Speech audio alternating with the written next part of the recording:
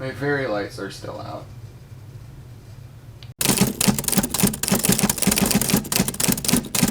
Hello friends, my name is Ian and welcome back. This week we are going to be talking about the fantasy genre in general. Basically an introduction to it. Some could call it a case study. I continue to get lost in it over and over. This is for writers and readers who need an introduction into the world of one of the most popular genres today. There are so many books in this genre and people that write in it constantly, so it might be a little bit daunting. With that being said, let's get started. So what is fantasy? It would be defined as a genre of imaginative fiction involving magic and adventure, and includes things that we wouldn't see in the real world, such as magic. Fantasy takes on many forms. Really, what defines fantasy is the inclusion of magic. Really, fantasy has endless bounds, and you can do whatever you want with it. You could put ghosts in it. You could put wizards, orcs, elves, humans. You can do a whole lot of stuff. And when someone knows what they're doing, you can get a really, really magical story. And if you're looking for that kind of writing, then fantasy is probably for you. Where does fantasy come from? Well, fantasy has always been in our history, from the cave drawings all the way to the gods of Greece and Rome, all the way up to modern day. Fantasy has always been there. Fantasy was often used to share harsh lessons or try to explain the world before we knew so much about it. Into the 19th and 20th centuries, fantasy was mostly geared towards and marketed to children with fairy tales and other stuff like that. It wasn't until the mid 20th century that people other than children started to get into fantasy a lot more. The first Western fantasies, and a lot of fantasies still made today, take a lot of inspiration from European folklore and use that as its basis. In the 1850s, George MacDonald wrote a book called Fantasies, and that is considered by many to be the first modern take on fantasy. Then a century later, in the 1950s, J.R.R. Tolkien published Lord of the Rings. It helped revolutionize modern standards for the genre and helped bring about a resurgence in the genre as a whole. Though fantasy has been around for a very long time, longer than most people really realize. So what are some of the common elements that you can find in most every fantasy book? The first you can find is magic. And magic is probably the most defining feature of fantasy. Almost every single fantasy story has some form of magic within it. Some people have magic systems that are huge and so in depth that it takes multiple books to really get everything about it. A lot of writers use magic because it's just such a fun aspect to work with. Coming up with your own magic system is really fun, and exploring that in a book is also a whole load of fun. The next element is a well-developed setting. Now, world building is also very important. A lot of books are made in entirely different universes. The Earth would not exist in that universe. Tolkien is probably one of the best world builders that have ever existed. His world of Middle-earth is very well written. It's very well shown in the books and the movies. World building is another skill entirely, and to make it believable, you have to do certain things to make people notice it and want to see more of the world. And if you're reading it, then great world building just makes you feel like you are in the world itself. And that is something that every author should strive to achieve. Next one is adventure and quests. Oh yes, questing. Everyone loves quests and adventures, and that is one of the defining marks of fantasy. If you do all this world building and you don't have an adventure of some sort, even if it takes place in one city, it's a lot to just sit in one place. It doesn't have to be traveling across the continents to get a quest completed. It could just be an adventure into the sewers or other parts of the city you haven't seen before. Maybe it's a large castle someone has to break into to get one of their friends out, or break out of to escape from royal duties, or whatever the heck else you decide is an adventure for your characters. Another element of fantasy are otherworldly creatures, like unicorns, dragons, wyverns. There's a lot of these creatures, and you can definitely make your own. Orcs, elves, creatures like that are also in that category, and these mythical creatures help liven your world and make it feel like it's more than just an empty wasteland that your characters walk through. This next one isn't controversial, but it should be an element in all genres, and that is well-rounded characters and interesting characters. These characters can be made so well, and if you do it well, your readers or you reading the book will love the characters because they are so in-depth. The next element, which is something that isn't needed remotely at all, languages. Making your own language is fun, but it's also time-consuming. If you don't want to make your own language, you don't have to. Most of these are borderline necessary. However, the languages can be skipped, but the other ones you should probably look at using. Next, we're gonna get into the largest chunk of the video, which is going to be talking about subgenres and some books within those subgenres. So first, you have high fantasy, also known as epic fantasy. This subgenre brings you to a new world completely separate from our own. Oftentimes, it's full of epic quests, fantastical creatures, and world-altering conflicts. So really, the biggest defining factor about high fantasy is that it exists in another world entirely. Examples of high fantasy is The Way of Kings by Brandon Sanderson, Game of Thrones by George R.R. Martin, and Lord of the Rings by J.R.R. Tolkien. This is the most popular subgenre that I've noticed, and under this genre, you have many subgenres of a subgenre. It's quite weird. In the fantasy hierarchy, you have the main fantasy genre, and then under it you have, in my opinion, high fantasy, and then the fantasy we're going to be talking about next. And under those, they have subgenres, which split it even more.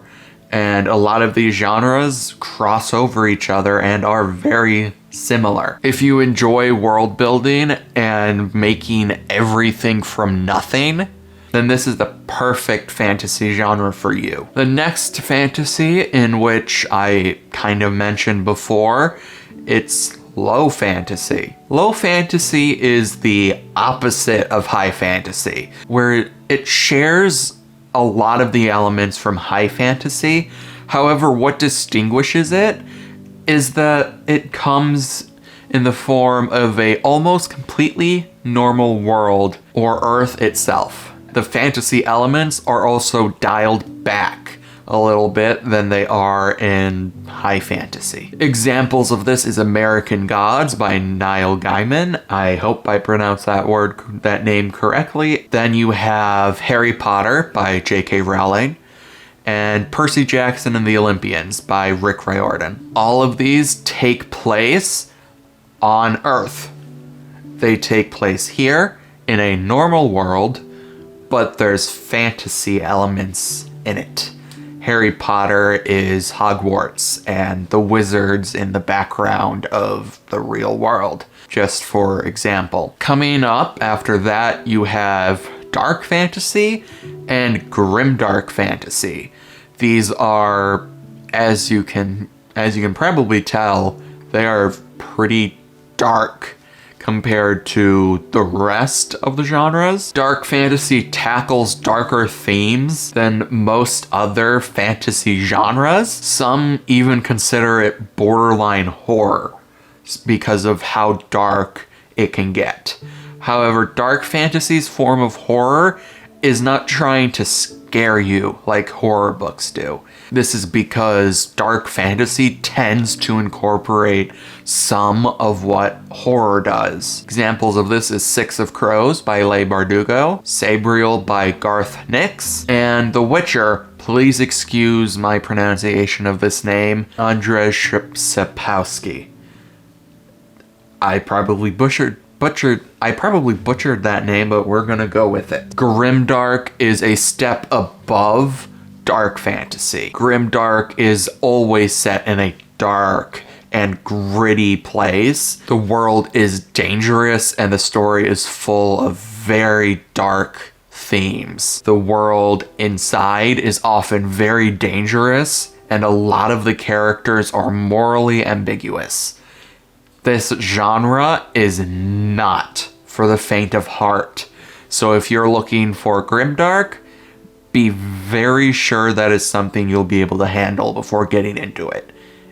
It is really not something for people who cannot handle it. Up next are three subgenres that are very, very similar to each other. First, we're going to start with magical realism. Magical realism is a genre that brings you to a familiar feeling setting, but elements of fantasy are interwoven throughout the world and the actions that take place. It helps create a deeper understanding of the world.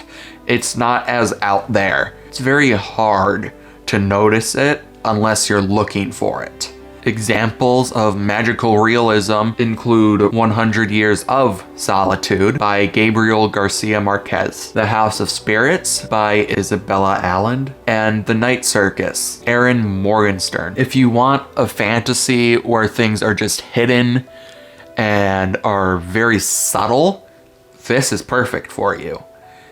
It might just be a little bit more difficult to get it to seem fantasy when you write it, just because the magic is so subtle in these stories. The next one is contemporary fantasy. Contemporary fantasy has fallen out of favor, except not really. Oftentimes, contemporary fantasy books are placed in the urban fantasy shelves, and people have mostly forgotten about contemporary fantasy. And contemporary fantasy is different than urban fantasy. Contemporary fantasy takes place in the modern world, or what was modern at the time, and in our own world with magic. The magic exists in the background. The way I like to think about it is thinking about contemporary on its own as its own genre, and then putting that into a fantasy setting. Examples is Good Omens by Terry Pratchett, Twilight by Stephanie Meyer, and Neverwhere by Neil Gaiman. Now we come to urban fantasy, which is the one I talked about that has kind of taken over contemporary fantasy. Even if those books are contemporary fantasy, a lot of the time they are just placed and shelved in this genre. Although for people who separate them, a lot of people consider urban fantasy a subgenre of contemporary fantasy. The subgenres get thicker They just keep going, and they don't stop. Urban fantasy is relatively the same as contemporary fantasy. However, the urban fantasy takes place in urban environments. The suburbs of a city, a big city, highly populated. That is when it's considered urban fantasy compared to contemporary fantasy. So if you're writing a book in our world, modern times, but then you write it in New York, for example, that's urban fantasy because you're in a very highly populated area.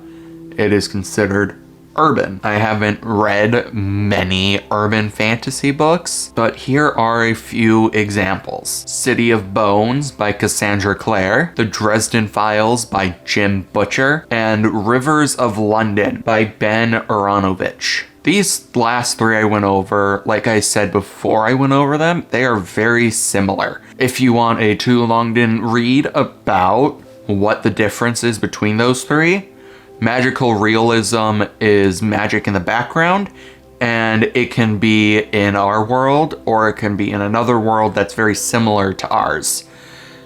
From there, you got contemporary, which is the same, but it takes place in our world in modern times.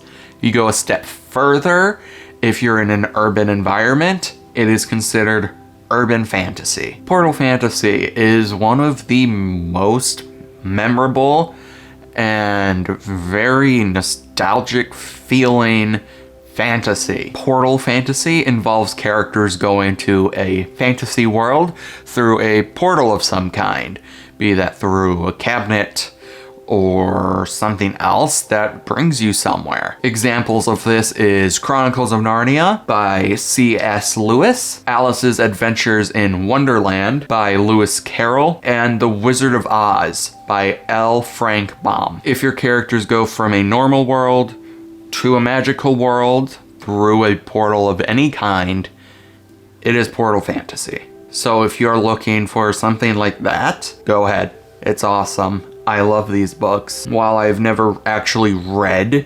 Alice's Adventures in Wonderland, it's still something I recognize as a very good example of portal fantasy. We're moving right along. Next up is science fantasy.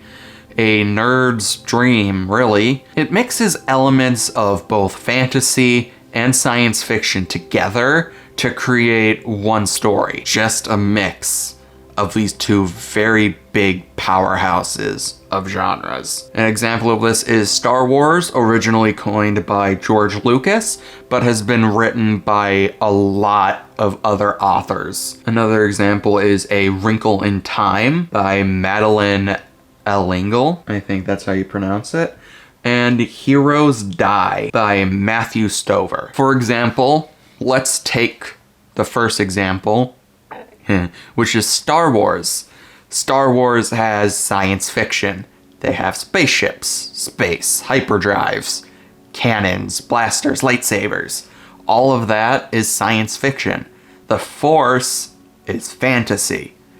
The Force is a magic system, which makes Star Wars a science fantasy. If you're going from science fiction and want to try your hand at fantasy, maybe think about science fantasy first. That might give you a nice start into the whole thing surrounding fantasy. You could be as science-y or not as science-y as you want. It's not science fiction where you have to kind of be scientifically accurate.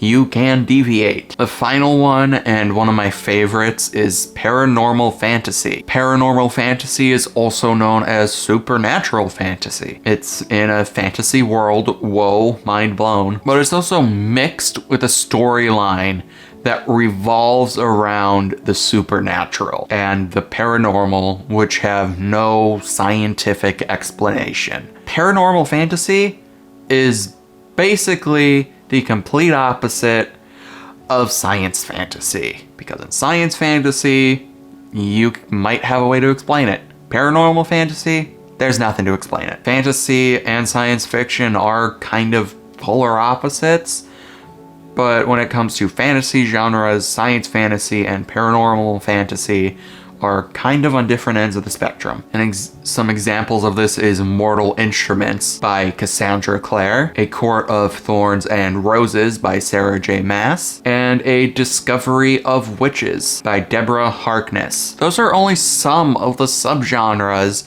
that define fantasy. Fantasy is diverse, and honestly, while doing research for this video for a few of these genres, I found that a lot of them intersect with each other. It's kind of insane that so many different subgenres can be born out of somewhat the same idea. Of course, some of these are more popular than others, some of them are not. You could find some like sword and sorcery, hero stuff. There's a lot of subgenres, a lot more than I covered, but this video is already getting pretty long, so I'm not gonna go over any others. If you want to, then you can suggest I go over more in depth of one of these genres in the future, which I am actually planning to do.